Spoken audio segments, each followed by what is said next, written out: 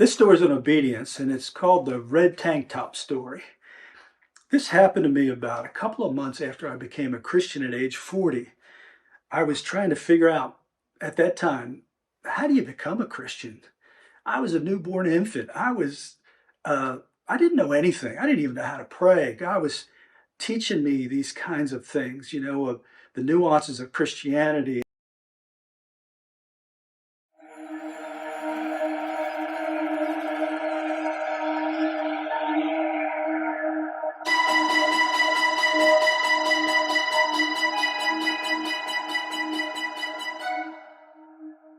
I was bedridden for 3 days.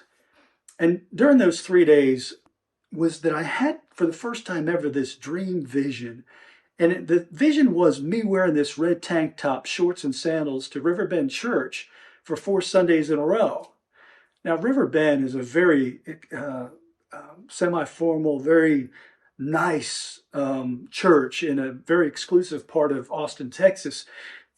People didn't wear shorts and sandals and a red tank top to church, especially people that had tattoos on both arms like I have.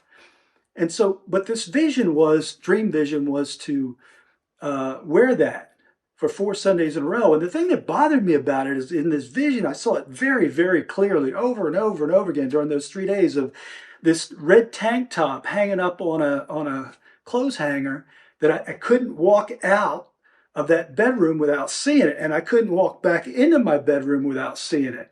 And it was one of those kinds of things where you just know you're not allowed to ignore it, that it's there. And it was in my face, like, this is what I'm asking you to do. And I want you to put this on and I want you to wear it to Riverbend. And I was troubled by this because here I am, a new Christian. I'm trying to figure out, how do you become a Christian? Again, I'm just at age 40 trying to figure out, how do you pray? How do you hear God's voice? How do you know it's his voice? I'm having all these different things that I'm trying to sort out.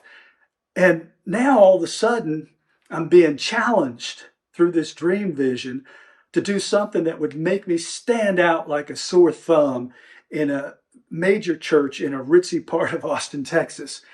I didn't want to draw attention to myself. In fact, the last thing that somebody that's coming out of a lot of sin wants to do is draw attention to themselves, especially when they have tattoos on both arms. And so I was so troubled by this, and I couldn't stop thinking about it. And so I did the only thing that I could think of after praying about it, and that was to set up an appointment with a pastor at my church. And I'll never forget, I walked into his office. I said, I had this dream vision, and God had me put on this tank top and shorts and sandals and wear it here to Riverbend Church 4 Sundays in a row. And I don't know why God would want me to do that. And I'm just here to ask you, what do you think about this? It doesn't make it, I shouldn't do this, right? I was hoping that he would tell me I didn't have to do that. And the strange thing happened, though. Instead of that, he said, I don't know why God would have you do that, but I can't give you any advice on that. You need to just pray about it and do whatever you feel led to do, which is not the answer that I wanted to get. I wanted him to say, you don't have to do this. And so as I was leaving his office and I was walking down the hallway, another associate pastor of Riverbend at that time's name was Gordon Smith. And I noticed his door was open. And so I banged on the door frame and I said, talk to you for a minute. And he said, yeah, I've got time. Come on in. And so I went in and I told him the story about this dream vision. And I was hoping he, being a senior associate pastor, would tell me what I wanted to hear, which was, you don't have to do that. But instead, he said the same thing that I heard from Pastor Rick a little bit earlier. And he says, I don't know why God would have you do that. He said, but that's between you and God, and you just pray about it and do what you feel led. And so I decided that I was going to test this out, that I would put on the red tank top, shorts, and sandals, suffer the persecution that would surely come with it as people saw me stand out like a sore thumb, and that I would go to church and just see what happened at least one time. And so I talked to a friend of mine, Todd Mikowski, and his girlfriend at the time was named Katie, into meeting me in the parking lot and walking with me on either side of me to the sanctuary so that I wouldn't stand out so much and people wouldn't be looking at my tattoos and everything. And they sat next to me during the service. And I'll never forget, Gerald Mann was the pastor at that time. And, there's a moment where they say, hey, let's just stand up and greet everybody around you. And I did that. I stood up and I said hello to somebody in front of me, and they were kind and considerate. And I turned around to this older couple that was sitting in back of me, and I'll never forget the look on their face. It was disgust. It was like, why are you dressed like that? And I could just see the persecution in their face. But the really strange thing also was is that there's something about that encounter that enabled me to turn around and connect with Christ at a deeper level than I had up until that point in time. I could feel persecution, and it drew me into a deeper relationship. I felt drawn because of that. I don't know how to describe it other than it helped me relate to Jesus in a new and totally different way. And so I passed that first test, that first Sunday, and the next Sunday I prayed some more about it, and I decided that I needed to do it again and put the outfit on, the red tank top, shorts, and sandals. Only this time, I went and did what was my normal, customary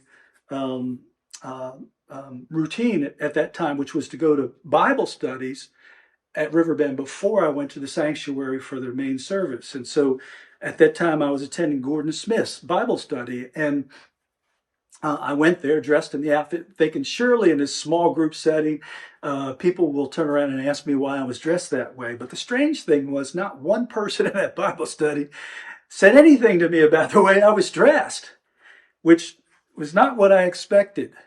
And then here's something else that was even stranger. As I walked towards the sanctuary, there's thousands of people that worship in Riverbend. It's a big church. And as I walked there towards the big doors that open up to go into the sanctuary, the person who was in charge of the ushers that day came up to me and he says, hey, we're short an usher today. Will you help us out and open the door for people when they walk up? So here I am now dressed in red tank top, shorts, and sandals, greeting hundreds of people that are coming to the sanctuary. And the interesting thing is that the vast majority of them didn't even recognize how I was dressed, or they just were happy I opened the door for them. Now, there were a few people that looked at me strange, like, what are you dressed like that for? But the vast majority of them didn't even notice.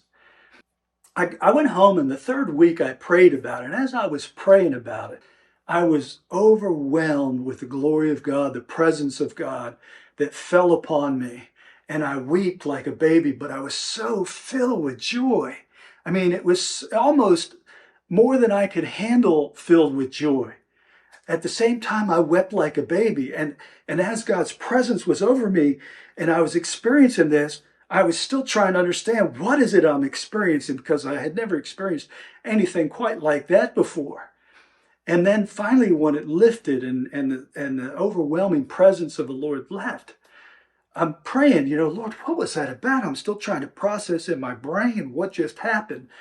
And then the Lord speaks a word of knowledge to me, and the word of knowledge was, go back and look at what you were reading in the Bible right before the glory cloud came upon me. And it was Acts chapter 5, talks about the apostles and that they were persecuted for preaching about Jesus. And they were brought in and they were even beaten and flogged by the religious leaders of their time.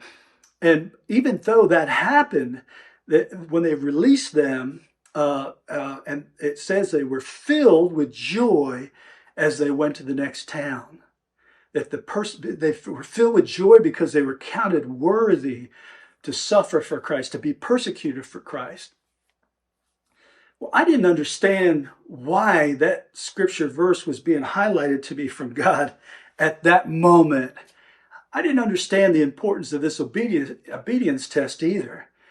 I just know, though, now looking back, that God was preparing me through this test that I passed. He was preparing me for bigger challenges that were coming down the line. The biggest challenge was going to be the persecution that I experienced from some religious leaders, super apostles, when God called me to put together the Power of the Cross Festival at Auditorium Shores.